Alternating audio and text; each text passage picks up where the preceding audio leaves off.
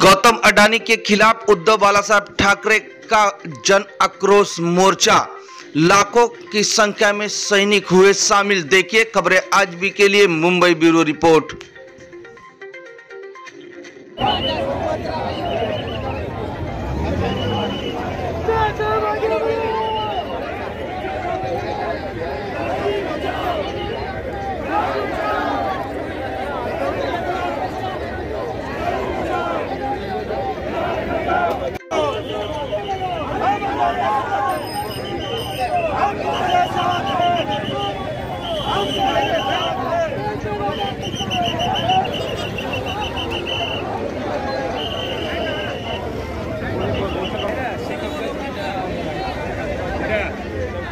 अंदर चलो,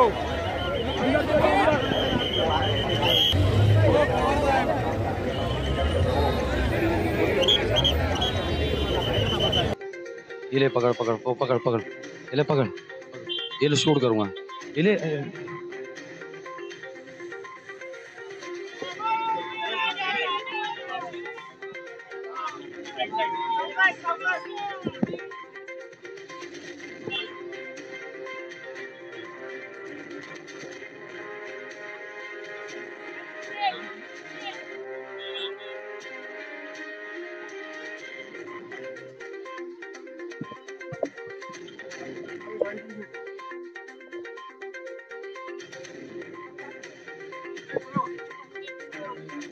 आगे आगे आगे आगे आगे जरा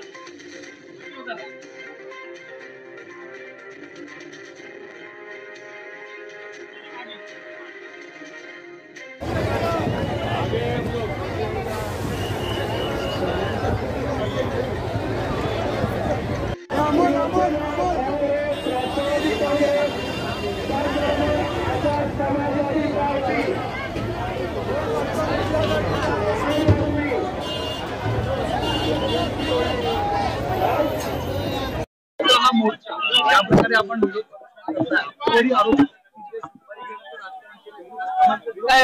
हे प्रस्ताव काय आमच्याकडे आज आला नाही, या अगोदर देखील आलं, पण आम्ही त्याला विरोध केला, ते थांबवलं, कारण कोणाच्या तरी एका व्यक्तीच्या घशात घालण्यासारखा विषय नाही। या अगोदर आम्ही ज्यावेळी महाविकास आघाडीच्या अगोदर जो सरकार होता त्यामध्ये पण देखील म्हाडाकडनं हा प्रयोग केला आणि हा एका सेक्टरमध्ये यशस्वी झाला, मग त्यावेळी तो यशस्वी झाला तर आताही होऊ शकतो, पण सरसकट कोणाच्या तरी घशात घालून द्यायचं आणि मुंबईकरांनी चूप बसायचं, मुंबईकरांचा आवाज, धारावीकरांचा आवाज म्हणून आज आम्ही रस्त्यावर उतरलो।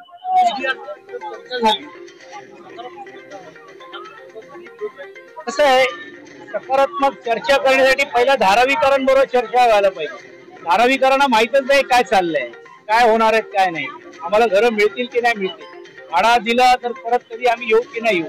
एक सामाजिक आणि भौगोलिक परिस्थिती या संपूर्ण धारावीकरांची, आणि अशा या परिस्थितीमध्ये लोकांचा प्रश्न एका बाजूला ठेवून सरसकट फक्त निवेदनाचे आधार घेऊन तुम्ही डायरेक्ट कोणाच्याही घशात जर देणार असाल तर धारावीकर कशी चुकत।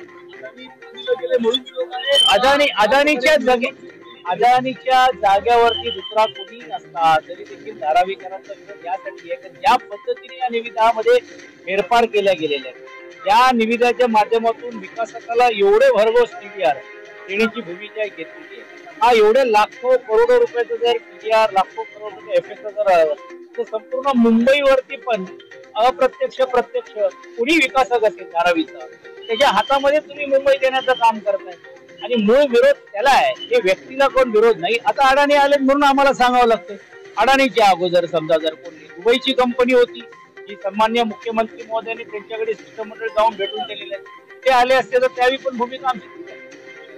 चला।